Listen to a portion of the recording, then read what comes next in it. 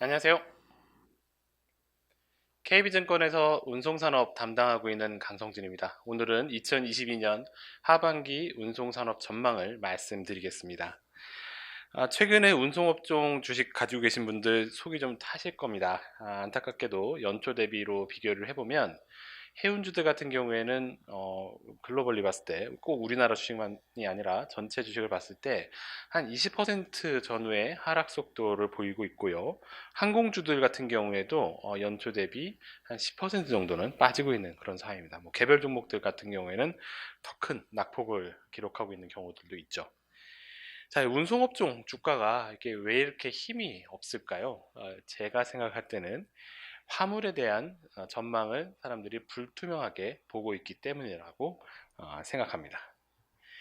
저희가 2022년을 시작하기 전에 연간 전망 리포트를 발간을 했었습니다. 그때의 내용을 조금만 이제 돌이켜보면은 제목을 이렇게 잡았어요. 시작이 있는 모든 것에 끝이 있다. 올해는 그간에 힘들었던 여객이 이제 살아나고 그동안 매우 좋았던 화물이 이축될 것이다. 이렇게 말씀을 드렸고, 올해의 가장 큰 주제가 이 화물이 언제 꺾일 것이냐의 문제, 그리고 늘어나는 비용을 어떻게 처리할 것이냐. 이 두 가지가 가장 큰 주제가 될 것이다. 라고 전망을 했었습니다.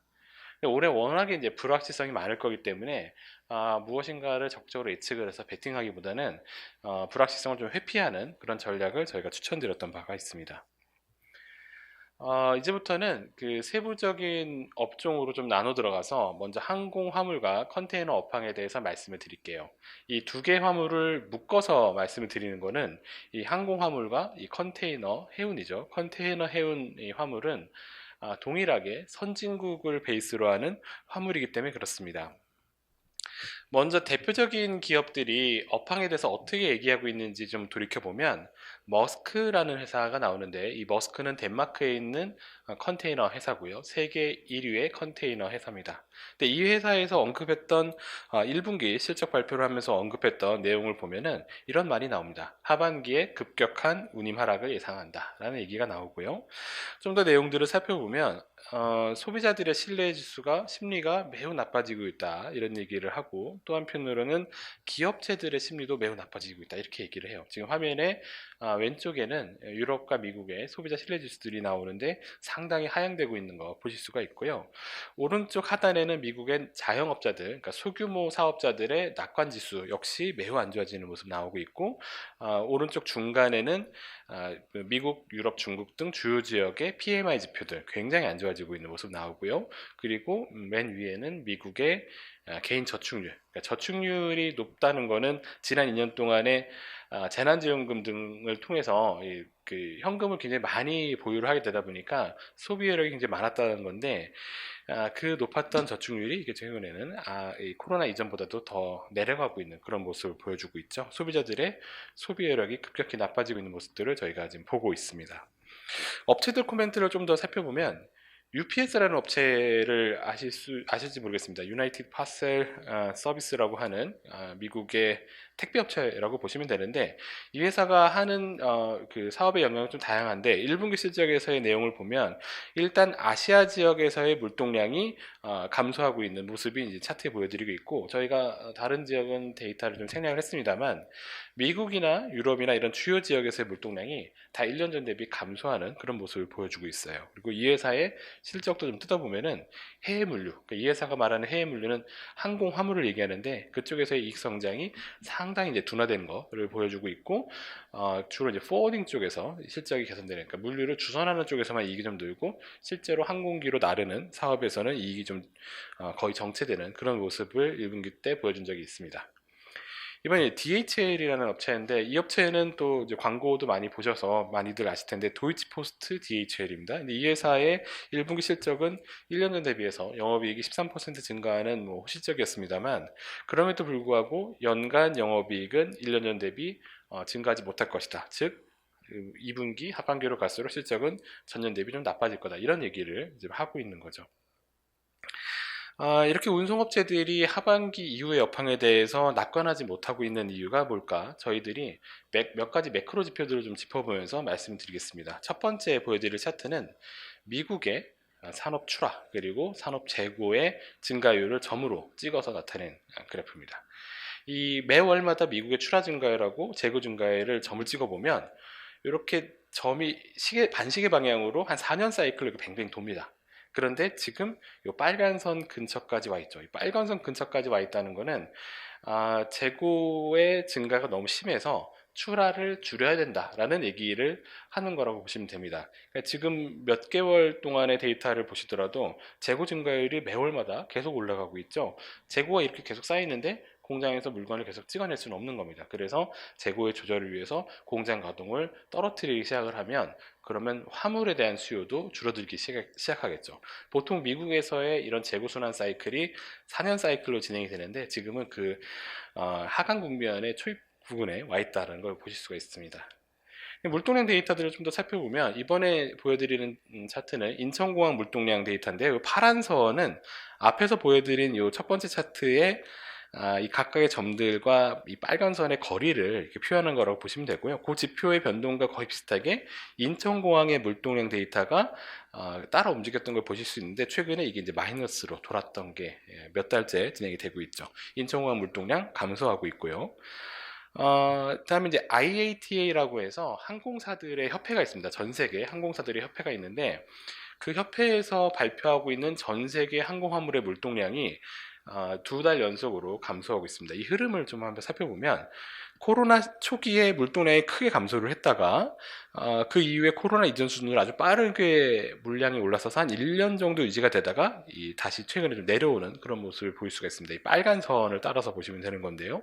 최근 2달 연속으로 글로벌 항공화물 물동량 감소하는 모습이 나타났고 마찬가지로 IATA에서 발표한 자료의 한 부분인데요. 여기 지금 제가 동그라미를 쳐놨습니다만 이게 뭘 의미하냐면 항공사들의 화물 캐파가 이 화물의 적재율이 1년 전 대비해서 5.3%포인트 빠지기 시작했다는 겁니다. 그러니까 화물칸이 빈칸이 막 생기기 시작했다는 거는 업황이 좀 나빠지기 시작했다는 얘기죠.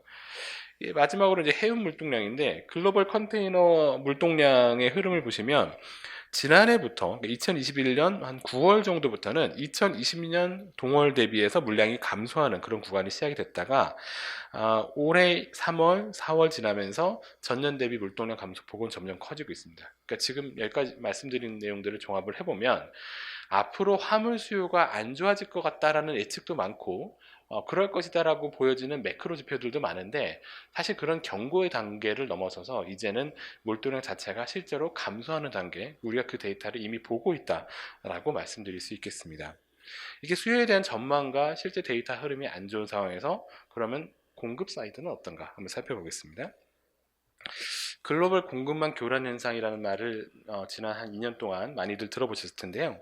지금 나오고 있는 이 사진은 올해 1월 9일에 그 LA 롱비치 항만 앞에서 찍은 사진입니다. 제가 찍은 건 아니고요. 그곳에 있는 기관에서 찍은 사진인데 배들이 막 떠 있죠.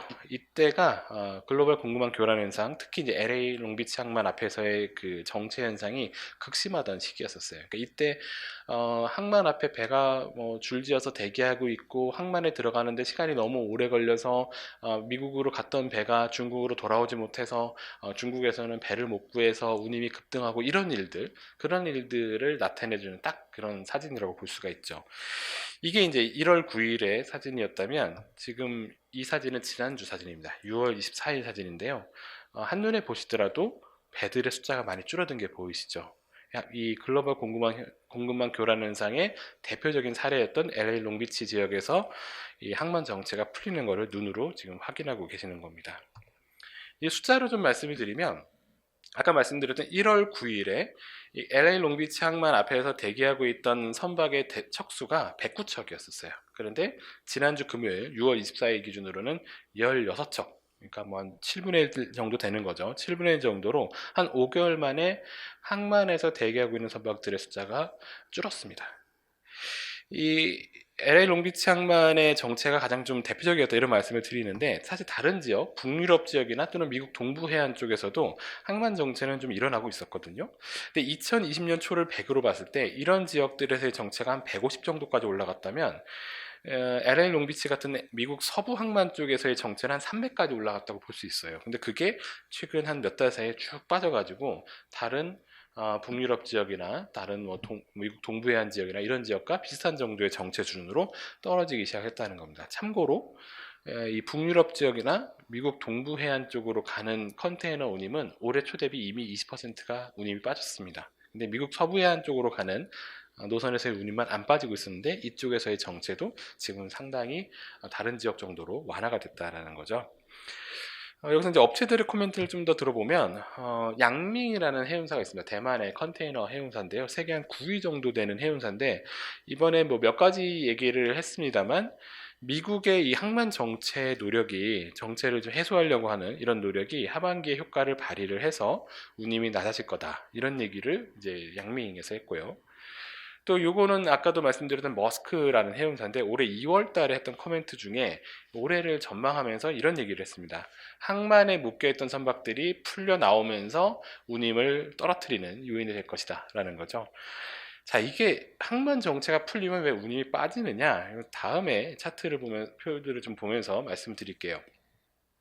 지난해 말에 나왔던 뉴스 기사를 보면은 LA 항만에 가서 선박들이 항만에 들어가기 전까지 대기하는 시간이 뭐 18에서 24일 정도 됐다고 합니다. 근데 올해 봄에는 이미 한 3월 정도, 3일 정도면 들어갈 수 있다 이렇게 바뀌었다 이런 기사들이 나왔는데 그러니까 결국은 그 중국에서 미국 서부 항만으로 가는 그 이동의 기간이 정상적일 때는 한 20일 정도면 그 상하이에서 출발을 하면은 LA 항만에 들어갈 수 있어야 돼요. 그런데 항만이 막혀 있다 보니까 한 40일 이상 기다리는 기간들이 좀 있다가 최근에는 정체가 풀리면서 30일 정도 떨어지기 시작을 한 거고 이 얘기인즉슨 LA로 보냈던 배가 중국으로 돌아오지 않아서 중국에서 배를 못 구해서 막 웃돈을 주고 뭐그 화물을 뭐 실어서 보내고 이런 일이 벌어졌던 게 점점 상황이 해소가 돼서 빨리빨리 배들이 돌아오게 되는 그러니까 중국 쪽에서 볼 때는 화물을 싣기가 용이해지고 예전처럼 운임을 높이 주지 않아도 되는 그런 상황으로 바뀌는 걸 이제 말씀을 드리는 거죠. 그래서 이런 정체의 완화는 전반적인 컨테이너 운임의 하락 반전을 일으키고 있습니다. 자, 이어서 이제 벌크 화물을 말씀을 드릴게요. 여태까지 말씀드렸던 항공 화물하고 컨테이너 화물 쪽은 선진국에서 유발하는 화물이라고 말씀드렸고요. 벌크 화물 같은 경우에는 1차적으로 중국 지역에서 발생시키는 화물이라고 볼 수 있겠죠. 자, 올해의 BDI 흐름을 지난해 그리고 지지난해의 흐름과 이렇게 겹쳐놨습니다. 보시면 올해의 BDI 흐름은 지난해랑 거의 비슷한 정도의 수준을 보여주고 있어요. 사실은 주별로 봤을 때의 움직임도 지난해랑 매우 유사하게 가고 있죠. 그래서 이 많은 분들이 요 작년 같은 상황에 그 다시 발생하는 것에 대한 기대를 놓지 못하세요. 지난해 운임이 쑥 한번 올라갔다 내려온 적이 있었거든요. BDI가 벌크 해운 쪽에서 이 부분이 이제 뭐 국내 페노션 같은 벌크 해운사들의 실적에 큰 도움이 됐던 거라서 야, 이런 그 가을철에 벌크선 성수기가 온다던데 작년같이 그렇게 성수기가 또 오면은 올해도 하반기 실적이 대박 나는 거 아니야? 이런 식으로 기대감을 가지시는 분들이 뭐 적지 않은 것 같아요. 근데 저희는 올해의 BDI 평균을 2100 정도 수준으로 보고 있어서 지금 2000 초반대 정도에서 횡보하고 있는 수준이 뭐 올해 말까지 갈 거다라고 생각을 하고 있고 지난해 있었던 그런 하반기 BDI의 특수는 없을 거라고 생각을 하고 있습니다. 그런 전망을 말씀드리는 이유를 설명드리기 위해서 이 지수를 좀 더 쪼개서 볼게요. BDI라는 거는 여러 가지 크기의 벌크선 선박의 운임 지수를 종합해서 표현하는 그런 지표이고요. 내부를 좀 살펴보면 대형 선박의 지수와 소형 선박의 지수가 따로 있는데요. 이 대형 선박의 지수가 작년 하반기에 그렇게 크게 한번 올라왔다 내려왔던 거고 소형 선박은 그러한 흐름은 없었거든요. 대형 선박의 흐름이 지난해에 왜 일어났었는지를 한번 돌이켜보고 그게 반복될 수 있는지 한번 살펴보겠습니다. 이런 대형 선박들은 철광석을 수송하는 용도로 많이 쓰이는데요. 중국의 내수 철광석 가격하고 수입산 철광석 가격을 보시면 이렇게 동행을 합니다. 그런데 지난해 초까지 철광석 가격이 급등을 하다가 하반기 급락을 하고 올해 초 다시 좀 급등을 하는 이런 좀 상당히 철광석 가격의 변동폭이 커진 그런 상황을 우리가 좀 보고 있고요. 이 두 개의 가격 지표의 스프레드를 저희가 구해보면 이 파란색 선처럼 됩니다. 그러니까 이 내수 가격하고 수입산 가격의 스프레드인데 이 가격이 벌어진다. 이 스프레드가 벌어져서 파란선이 높이 올라간다는 건 무슨 뜻이냐면 중국에서 철강석 무역을 하는 사람의 입장에서 보면은 국내에다 판매 계약을 빨리 현재 계약 가격에다 매겨버리고 지금 이 훨씬 싼 수입산을 막 계약을 해가지고 유통시키면은 마진이 굉장히 좋다는 얘기가 되는 거거든요. 그런 그 스프레드가 클 때 과거에는 톤당 한 40불 정도까지 갔었어요. 그게 한 10년 정도 계속 그런 일이 일어났었는데 지난해 하반기에는 그 스프레드가 100불 정도까지, 톤당 100불까지 올라갔습니다. 이거는 매년 일어나는 현상이 아니고 제가 이 데이터를 본 10년 사이에 처음 일어난 현상입니다. 이렇게 스프레드가 커지니까 정말 중국의 무역업자들은 철강석을 급하게 막 수입을 해야 됐겠죠. 그러면 배가 필요하죠. 그래서 이 대형 선박의 운임지수도 10년 동안의 박스권을 뚫고 갑자기 급등을 했습니다. 그게 작년 하반기에 일어났던 현상이고요. 그런데 이런 교역이 활발하게 일어나면 그 지역 간 가격 스프레드라는 게 줄어들게 되겠죠. 그러면서 이 스프레드가 좁아지면서 과거의 스프레드 수준으로 돌아오니까 더 이상 선박을 급하게 동원해서 수입을 할 필요가 없어지고 그러면서 대형 선박 운임이 쭉 빠지는 모습을 지난해 하반기 우리가 봤던 겁니다. 그러니까 이거는 매년마다 일어나는 계절성이라고 볼 수가 없어요. 이거는 철강석가격이 급등락하는 과정에서 일시적으로 발생한 철강석 그 교역의 마진을 먹으려고 하는 무역업자들 때문에 일시적인 대형 선박의 운임의 급등락 현상이 나타나는 것, 이렇게 이해를 하셔야 됩니다. 근데 올해 초에도 한번, 그러니까 한 3월에서 4월 사이에 이 스프레드 잠깐 또 벌어지는 일이 있어서 대형 선박 운임이 살짝 또 따라 올라가다가 이 스프레드가 다시 더 내려와서 지금은 40불 언더로 떨어지다 보니까 대형 선박 운임이 쭉 빠지면서 최근에 BDI가 하락세로 한 달 정도 진행되는 그런 결과를 낳았죠. 그러니까 이런 단기적 투기적 수요가 BDI를 올해 하반기에 작년처럼 끌어올릴 거라고 다시 우리가 기대하기는 쉽지가 않다. 그런 일은 매번 일어나는 게 아니라는 겁니다. 그다음에 좀 더 펀더멘탈한 지표들을 살펴보면 중국의 철강석 수요, 뭐 중국의 철강지 명목수입이 안 좋고요. 그리고 중국의 조강 생산도 안 좋습니다. 그래서 중국이 전 세계 철강석 해상 물동량의 70%를 가져가는데 그 물동량이 지금 YY로 1월부터 5월까지 1년 전 대비해서 5.3%나 줄어들고 있는 거죠. 다음으로 이제 벌크선에서 중요한 화물이 이제 석탄인데 석탄 쪽은 뭐 최근에 상하이 봉쇄 이런 것들도 좀 영향이 있어서 화력 발전량이 매우 안 좋았었습니다. 당연히 석탄 소비가 안 좋았다 이렇게 볼 수가 있고요. 근데 중국의 석탄은 아주 특이한 게 중국은 세계 최대의 석탄 소비 국가지만 한편으로는 여전히 세계 최대의 생산 국가입니다. 그래서 중국이 작년 7월 달에 그 석탄 부족 문제를 겪으면서 에너지 위기 이런 걸 뭐 얘기한 적이 있었어요. 그런 상황을 겪고 나니까 중국이 그간에 늘리지 않던 석탄 생산을 왕 늘립니다. 그러니까 세계 최대의 석탄 생산 국가가 석탄의 생산량을 늘려버리니까 이 나라가 수입하고 있는 석탄의 양이 더 줄어들겠죠. 그래서 지금 1월부터 5월까지 중국의 석탄 수입은 1년 전 대비해서 14% 가까이 줄어들고 있습니다. 지금은 철강석 그리고 석탄 양쪽에서 모두 수요가 좋지 않은 그런 상황이고요.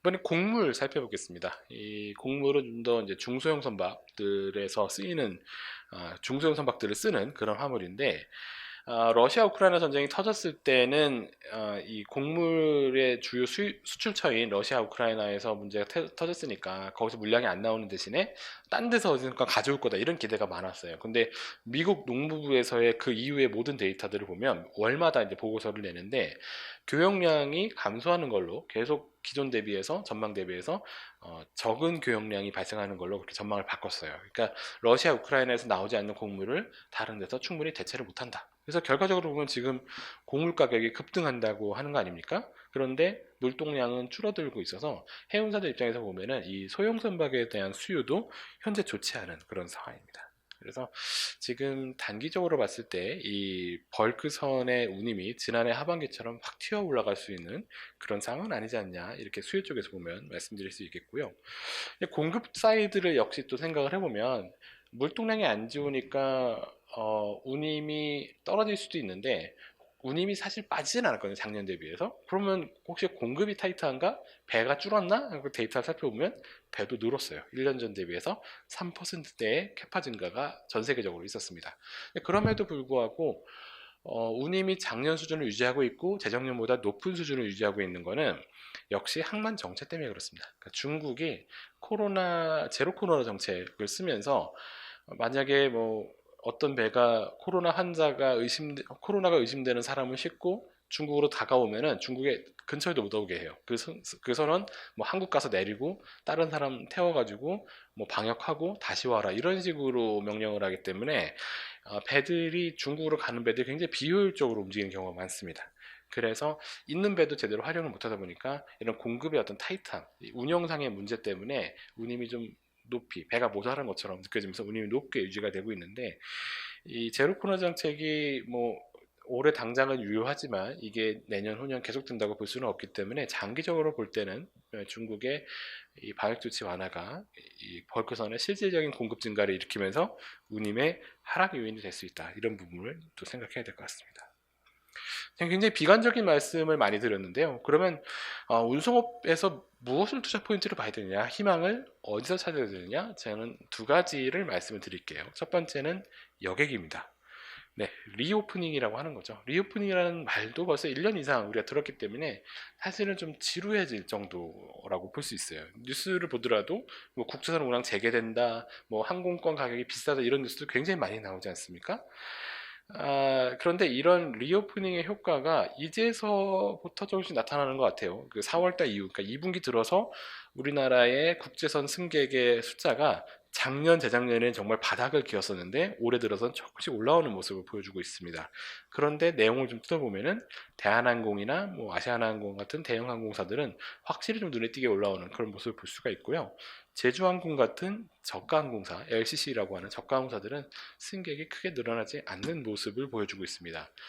저희가 과거에 대한항공이 뭐 4분기나 1분기 실적 발표를 했을 때 여객 부분에서의 손익 개선이 한 1,000억씩은 된다 이런 말씀을 드렸던 바가 있는데요. 여기 그림에도 잘 안 보이시겠지만 조금씩 승객이 작년에도 그러니까 작년 4분기에도 그리고 올해 1분기에도 1년 전 대비 조금씩 올라오고 있었거든요. 근데 그게 그만큼 실적 개선에 기여를 했는데 지금의 이 개선되는 폭은 상당히 눈에 띄는 수준이죠. 그러니까 여태까지 얘기했던 리오프닝의 효과 이런 것들과는 비교할 수 없는 정도의 그 리오프닝 효과가 이 대형 항공사들에서는 특히 대한항공에서는 2분기부터는 나타날 것이다 라고 말씀드릴 수 있겠습니다.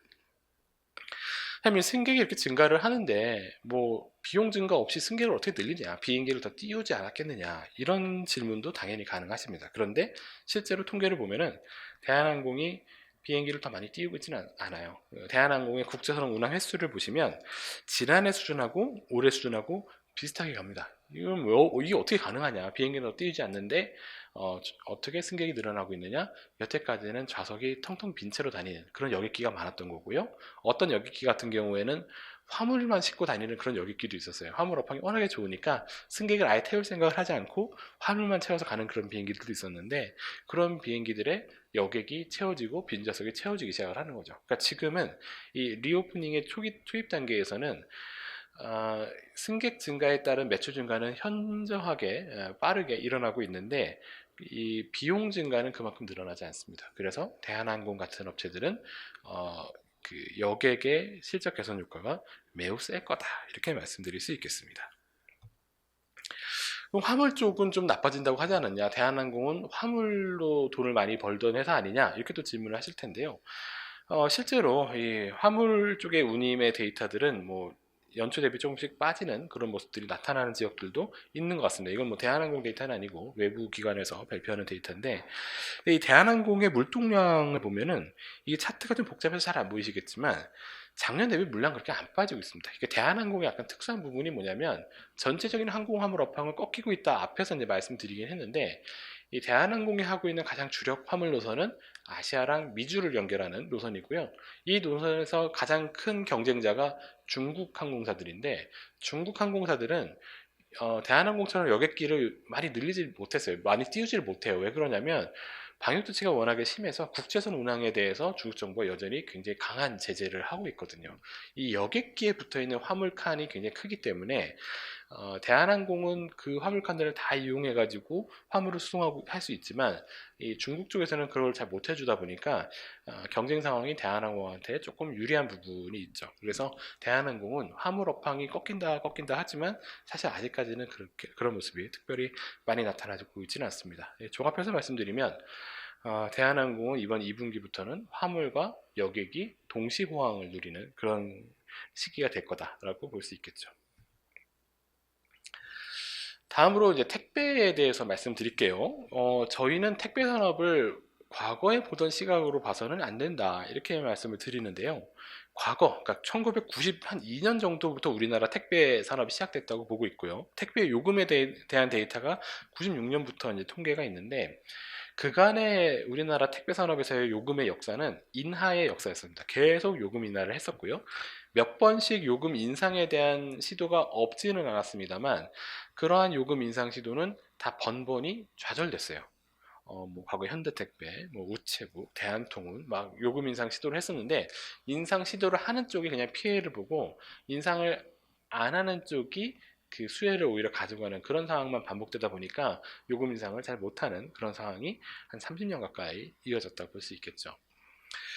그러다가 지난해부터 올해까지 택배 요금 인상이 너무 잘 됩니다. 갑자기 잘 됩니다. 이게 왜 이런 일들이 일어나고 있는지를 좀 말씀을 드리면, 저희가 이제 네이버의 그 네이버 트렌드 사이트를 이용해서 네이버에서 사람들이 얼마나 특정 검색어를 많이 검색하고 있는지를 측정을 합니다. 지금 저희가 가지고 나온 데이터는 택배 지연이나 배송 지연 이런 검색어를 사람들이 얼마나 검색을 하고 있는지 그 강도를 보여드리는 건데, 지난 5월 달에 네이버에서 택배 지연을 검색한 사람들의 그 검색 건수는 그 팬데믹 이전 대비해서 200% 이상 늘어나 있습니다. 배송 지연에 대해서도 한 25% 늘어나 있고요.